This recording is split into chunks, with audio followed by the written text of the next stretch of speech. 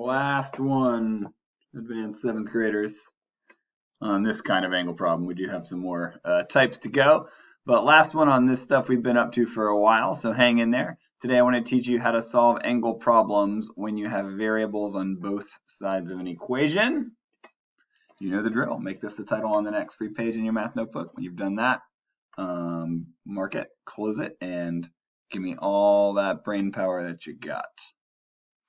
So as we get there, yesterday we solved corresponding angle problems with variables. We're going to stick with those today. Remember, corresponding angles are in the same position. We've got two parallel lines like these cut by a transversal. Corresponding angles are in the same position around their intersections, and they are equal in measure. So in this one, we would know that the 48-degree angle and the 4x degree angle are equal, and we could use that fact to figure out x. So we might just say, 48 and 4x, depending on our choice of strategy, and each of those x's would be 12. So that's the kind we solved yesterday. What if, like I said in the title, you end up with variables on both sides? That was a very advanced type of equation in our last topic, so let's try one today. So I'm going to show you how to find x in a problem like this. Check it out before I start. So first thing you'll notice is I know that 3x plus 7, that angle, is equal to that angle. How do I know that? Well, I know that. I could do an I know because. I know that because they are corresponding angles. They're in the same position around their intersections with that transversal. So I do know that this angle and this angle are equal, even though they're written in this very strange format. And I can use that to figure out what x is. So we learned how to solve equations with variables on both sides, but just in case you're not to that yet, let me show you how. Everybody I know has solved equations where we deal with a constant. We say, oh, well, there's 7 on this side, so I'll take it away. Or there's negative 5 on this side, so I'll add it to get rid of it. That you're used to. If you're not used to what to do yet when there's variables on both sides, you can do something similar. You can say, oh, well, there's 3x on this side and there's 7x on this side. They both have x. If I take anything away, as long as I take it away from both sides, I keep everything balanced. Actually, I think I'm going to do the other strategy. I think it'll, just for the folks who haven't gotten to this yet, I think the drawing strategy will make more sense. Maybe I'll even do it both. We'll see how time looks. So if I know that 3x plus 7 is equal to 7x minus 5, when I draw that, I'd have 3x, 7, 7x, and of course I will not subtract, I will add the opposite. So I would end up with a negative 5 on this side. There's my draw strategy. Here's what I can do. I can take 3x off both sides. That keeps everything fair. I'm taking the same amount off both sides, and after I do that, look, now it looks much more like an equation I'm used to solving.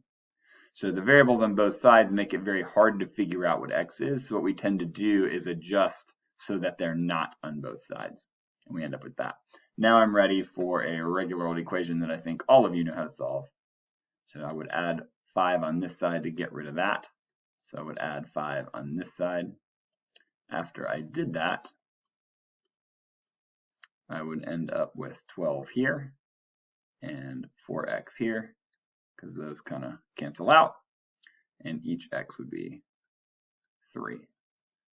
So that's how you solve an equation with variables on both sides. If you prefer the other strategy, I'll do that real quick too. Works the exact same way.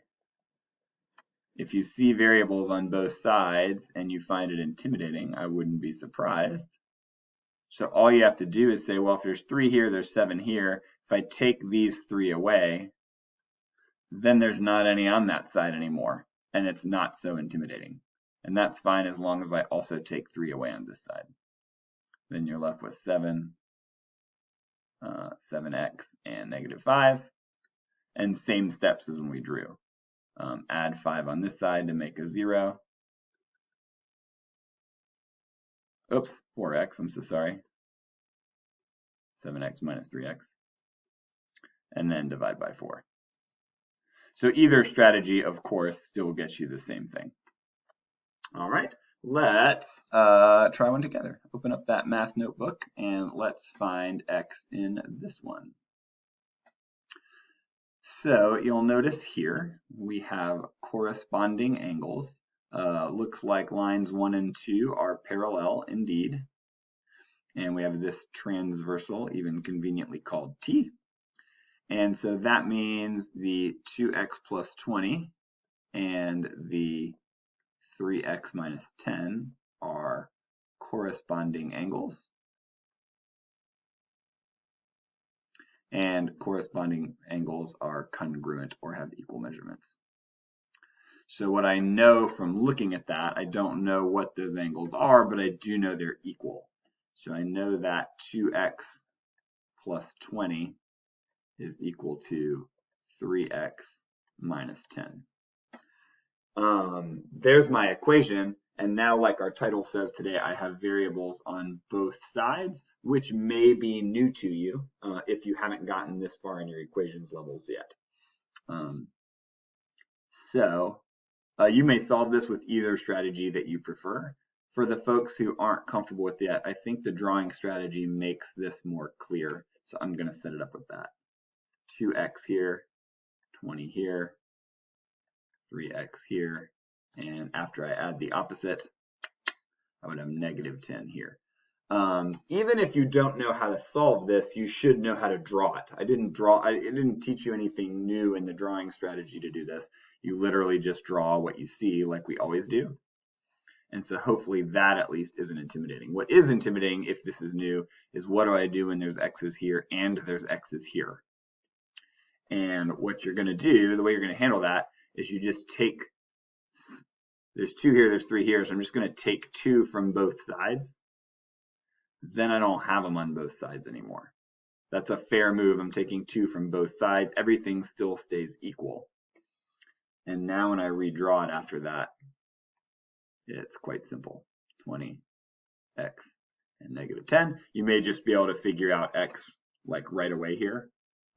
Or you're welcome to do your last move, which is to put 10 on both sides. When you do that, you'll get x equals 30.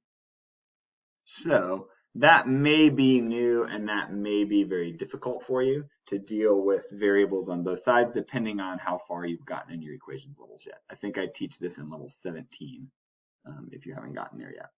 But I don't think it's so bad even if you haven't gotten there. I think it's pretty easy to learn that one step and follow along. So that's how you solve angle problems if variables are on both sides. I hope it was clear, especially if it was brand new. Just watch this again or go view equations level 17 now. That'll show you how to do this as well, and maybe that'll make this more comfortable. So I hope you'll take those steps. Make sure you come to class tomorrow feeling very confident, and when you do, I'll see you then.